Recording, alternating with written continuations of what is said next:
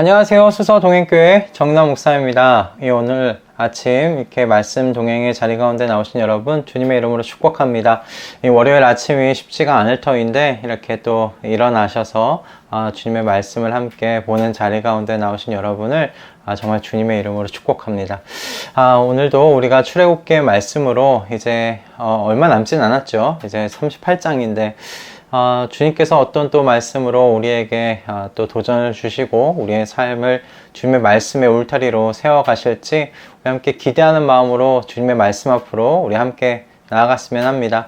우리 함께 기도하고요. 주님께서 주시는 말씀 앞으로 우리 함께 나아가겠습니다. 기도하겠습니다. 하나님, 오늘도 주님의 말씀 앞에 저희를 세워주셔서 감사합니다. 주님의 말씀이 우리의 심령 가운데 깊이 박힐 수 있게 하시고 새겨질 수 있게 하셔서 이 말씀을 따라서 주님, 우리가 우리의 삶이 빚어져 갈 수 있도록 주님 은혜 허락하여 주시옵소서. 그와 같이 오늘의 말씀이 사용되어질 것을 기대하고 믿으며 우리 주 예수 그리스도의 이름으로 기도드립니다. 아멘. 오늘 저희가 함께 볼 말씀은 출애굽기 38장 1절에서 20절까지의 말씀입니다. 출애굽기 38장 1절에서 20절까지의 말씀인데요. 저희가 함께 봉독할 말씀은 1절에서 9절까지, 8절까지의 말씀만 읽고요. 저희가 전체적으로 말씀을 함께 나누기를 바랍니다. 제가 1절부터 8절의 말씀 봉독하도록 하겠습니다. 그는 아카시아 나무로 번제단을 만들었는데 그 길이가 5자요 너비가 5자인 네모난 모양으로 만들었으며 그 높이는 석자로 하였다. 번제단의 네 모퉁이에 뿔을 하나씩 만들어 붙이고 그 뿔과 제단을 하나로 잇게 하고 거기에 놋새를 입혔다. 번제단의 모든 기구 곧 재를 담는 통과 부삽과 대야와 고기 갈고리와 불 옮기는 그릇을 놋으로 만들었다. 제단에 쓸 그물을 놋쇠로 만들고 제단 가장자리 밑에 달아서 제단의 중간에까지 이르게 하였다. 놋그물에 네 모퉁이에 채를 끼우는데 쓸 고리 4개를 부어 만들었다. 아카시아 나무로 채를 만들고 거기에 놋쇠를 입혔다. 이 채들을 번제단 양 옆에 고리에 끼워서 그것을 운반할 수 있게 하고 번제단은 널빤지로 속이 비게 만들었다. 그는 물두멍과 그 받침을 놋쇠로 만들었는데 그것은 회막 어귀에서 봉사하는 여인들이 바친 놋거울로 만든 것이다. 아멘. 오늘 저희가 묵상하려고 하는 이 본문에는 번제단, 물두멍, 그리고 성막 울타리에 대한 이야기가 기록되어 있습니다. 기록된 순서를 보면 성막으로부터 이제 차례로 외부로 나아가기보다는 예수 그리스도의 십자가의 죽으심, 그리고 그 결과로 성도가 무엇을 얻게 되는가, 그것을 차례로 설명하는데 이 성막의 지금 이 본문에 이 순서가 이렇게 짜여 있는 것 아닌가 하는 생각이 들었습니다. 그래서 성막의 이 성경에 기록된 순서대로 이 각 기구들과 그리고 성막 울타리가 가지고 있는 의미들을 좀 묵상함으로 출애굽기에 기록된 이 성막이 오늘을 사는 성도와 어떤 관계가 있는지 좀 생각해보는 시간이 되었으면 합니다. 성막을 여러분 바로 나오면 사실 실제로 먼저 보이는 곳은 이 놋 물두멍입니다. 그런데 오늘 이 본문을 보면 놋 제단에 대한, 놋 번제단에 대한 말씀이 먼저 기록되어 있지요. 이것은 아마도 하나님의 임재 앞으로 나아가기 위해서는 우리의 죄가 먼저 용서받아야 된다. 죄의 문제가 해결돼야 된다는 것, 그 부분에 대한 강조를 하기 위함이 아닌가 생각을 해봅니다. 번제단이 이 희생 제물을 통해 우리의 죄를 해결받는데 매우 중요한 기구이지 않았습니까? 성막의 바깥들에 있는 이 번제단에서는 이스라엘의 죄를 속하기 위한 희생 제물이 태워졌던 곳이지요. 번제단의 제사를 통해 이스라엘 백성은 하나님과 그들 사이에 죄로 인한 거리를 이게 경험할 수밖에 없었습니다. 하나님께서 이 구름 가운데 성막에 임재하시는 것이 모든 이스라엘 백성들에게 보이더라도 그 임재하신 하나님 앞에 나아가기 위해서는 이 번제단에서 그 죄 용서를, 죄의 문제를 해결하지 않고서는 그 하나님의 임재 앞에 나아갈 수 없었기 때문입니다. 그런데요, 여러분, 오늘날 성도들은 어떻습니까? 번제단 있습니까? 제사 지냅니까? 그렇지 않죠. 피 흘리는 제사가 이제 더 이상 없습니다.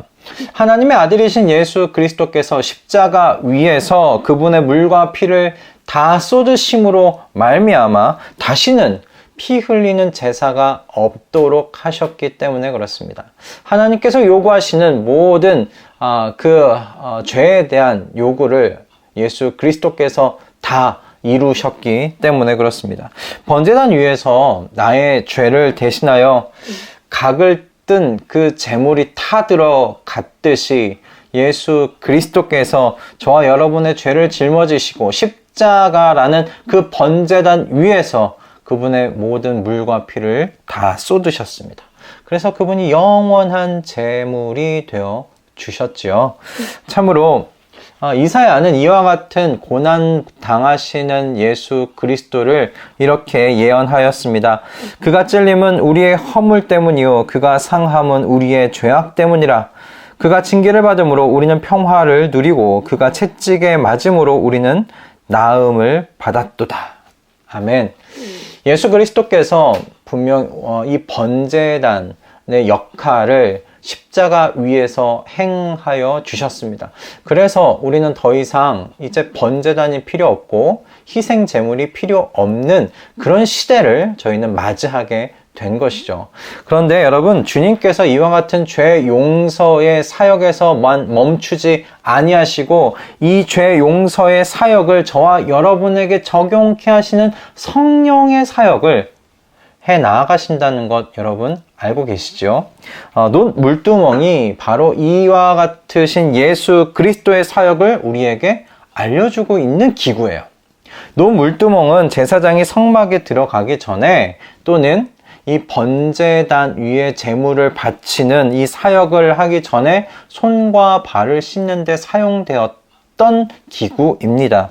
즉 이 논물두멍은 성막에 임재하시는 그 하나님 앞에 나아가기 전에 이 논물두멍을 통해서 제사장이 자신의 외모를 단장하고 그리고 제사를 지내다가 더러워진 이 손과 발을 씻는 그런 역할을 했던 것이죠. 그러므로 이 논물두멍은 하나님의 임재 앞에 나아가기 전에 자신을 정결하게 점검하고 나아가야 된다는 것을 가르쳐주는 그와 같은 역할을 했던 기구입니다. 여러분, 오늘날 예수님께서 동일하게 이와 같은 역할을 성령을 통하여 하고 계십니다.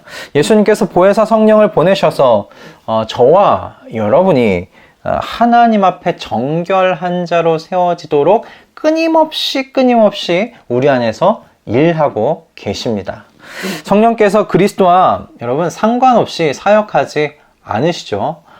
성령께서는 반드시 그리스도 안에 있는 자, 그 안에서 활동하시는 분입니다. 그러므로 여러분, 지속적인 이 성도의 정결함은 그리스도 안에서만 이루어질 수 있는, 그리스도 안에서만 공급받을 수 있습니다.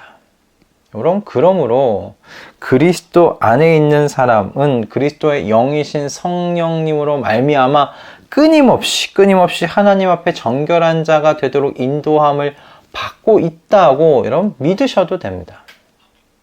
지금도 하나님의 성령께서 여러분 안에서 이 일을 이루고 계세요. 성령을, 그래서 사도 바울이 그와 같이 이야기한 것이 아닙니까? 빌립보서 2장에서 성령으로 말미암아 생명을 얻었으니 이제 우리가 성령으로 살자고 이야기합니다. 성령의 인도함을 받아 살자고 이야기합니다. 그렇게 정결한 자로 주님 앞에 서도록 성령의 그 역사하심을 따라 살자고 이야기하고 있는 것입니다. 여러분, 구원받았다고 다 아니에요. 우리가 예수 그리스도의 십자가의 그 죽으심과 그 부활로 말미암아 저와 여러분이 모든 죄에서 용서함을 받았죠. 더 이상 우리는 제사 지내지 않습니다. 그런데 그것으로 끝나는 것이 아니라 우리는 끊임없이 하나님 앞에서 우리의 정결함을 지켜야 하고 우리를 정결케 하시는, 그러므로 성령 하나님의 역사를 따라 살아가야 하는 사람들이라는 사실을 여러분 꼭 기억하시기 바랍니다. 예수 그리스도께서 그 일을 보혜사 성령님을 통해서 우리 안에서 지금 하고 계시는 줄을 믿습니다. 자, 여러분, 이와 같이 우리 간단하게 살펴보았지만 이 번제단과 놋 물두멍은 예수님의 죄 용서의 사역과 그리고 죄 용서를 받은 성도의 그 정결을 유지케 하는 그 예수 그리스도의 사역을 예표하는 기구들이라고 우리가 볼 수 있겠죠. 그와 같이 예수님의 사역을 볼 때 하나님의 임재 앞으로 나아가는 데 있어서 예수님께서 유일한 길 되신다라는 것을 우리는 충분히 인정할 수 있습니다. 충분히 그것을 바라보고 이야기할 수 있습니다. 그런데 하나님께서요, 이 성막 울타리를 통해 하나님의 임재로 나오는 유일한 통로는 예수 그리스도 외엔 없다라고 아예 도장을 찍으십니다.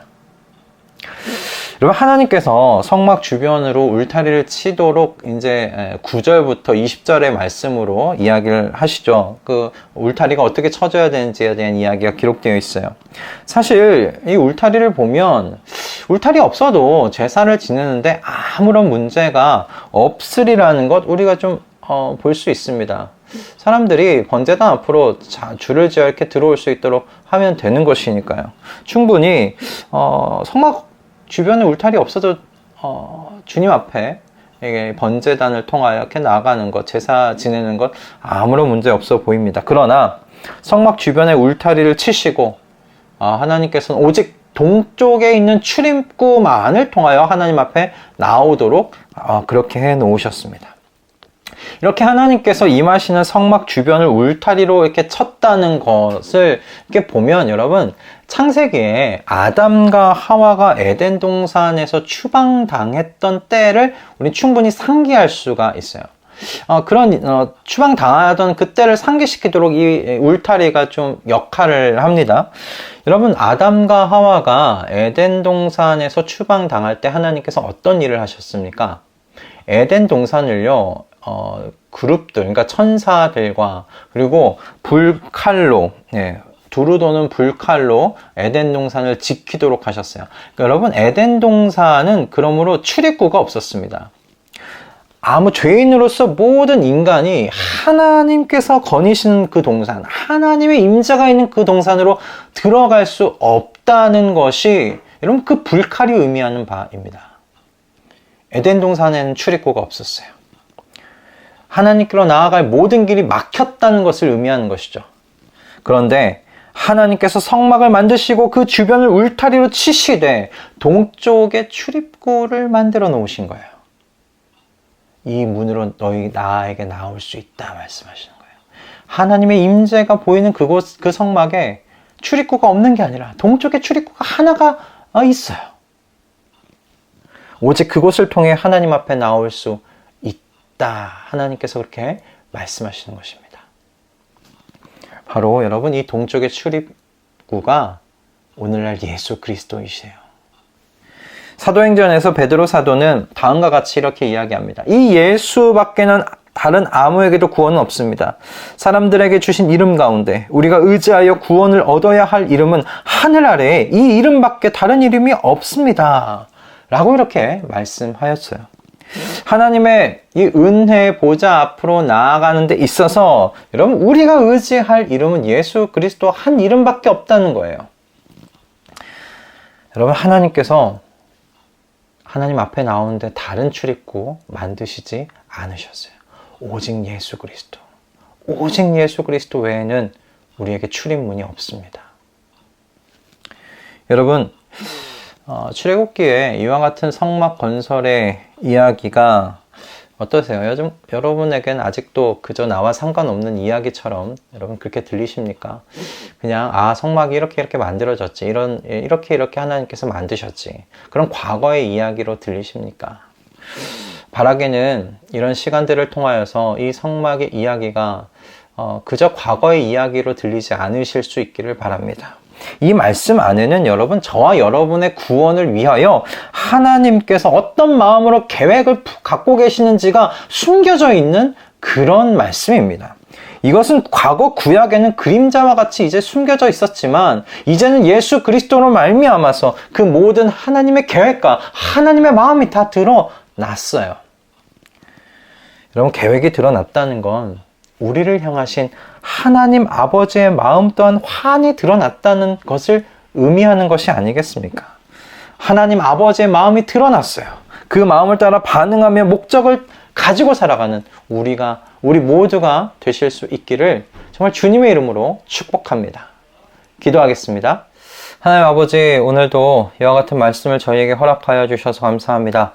성막의 이야기가 오늘로 이렇게 마무리되었습니다. 주님, 이 성막의 이야기가 그저 예전에 우리에게 주신 하나님의 이야기, 이스라엘의 이야기로 끝나는 것이 아니라 오늘날 예수 그리스도를 통해서 우리에게 어떤 역사를 하셨는지, 그리고 그 역사를 우리 가운데 어떻게 적용하고 계신지를 바라볼 수 있도록 주님, 이 말씀을 사용하여 주시옵소서. 이 말씀 안에 있는 주님의 마음을 알게 하시고 이 말씀 안에 있는 주님의 계획을 볼 수 있도록 주님 역사하여 주시옵소서. 그리고 이 계획이 거기서 끝나는 것이 아니라 하나님의 나라가 임하는 그날까지 주님께서 품고 계신 계획을 신실하게 지키실 하나님이시라는 것을 또한 바라볼 수 있도록 주님, 이 말씀을 사용하여 주시옵소서. 감사드리오며 우리 주 예수 그리스도의 이름으로 기도드립니다. 아멘. 할렐루야. 오늘도 이렇게 하나님께서 우리에게 귀한 말씀 허락하여 주셨습니다. 여러분, 이 출애굽기에 있는 성막의 이야기가 그저 과거의 이야기, 옛날의 이야기로 여러분에게 여러분께서 이 말씀을 읽지 않았으면 좋겠습니다. 주님께서 어떤 마음으로 어떤 계획을 품고 계셨는지, 그리고 이 계획을 끝끝내 이루셨다면 마침내 새하늘과 새 땅에 대한 그 약속까지 하나님께서 신실하게 지키실 하나님이시라는 그 사실을 여러분 잊지 마시고 그 주님 안에서 오늘도 평안을 누리시고 기쁨과 또 화평을 누리시는 귀하고 복된 이 월요일 아침 되실 수 있기를 주님의 이름으로 축복합니다. 여러분, 내일 아침 또 주님께서 주시는 또 출애굽기의 나머지 또 이야기를 가지고 우리 함께 만나도록 하겠습니다. 내일 아침 뵙겠습니다.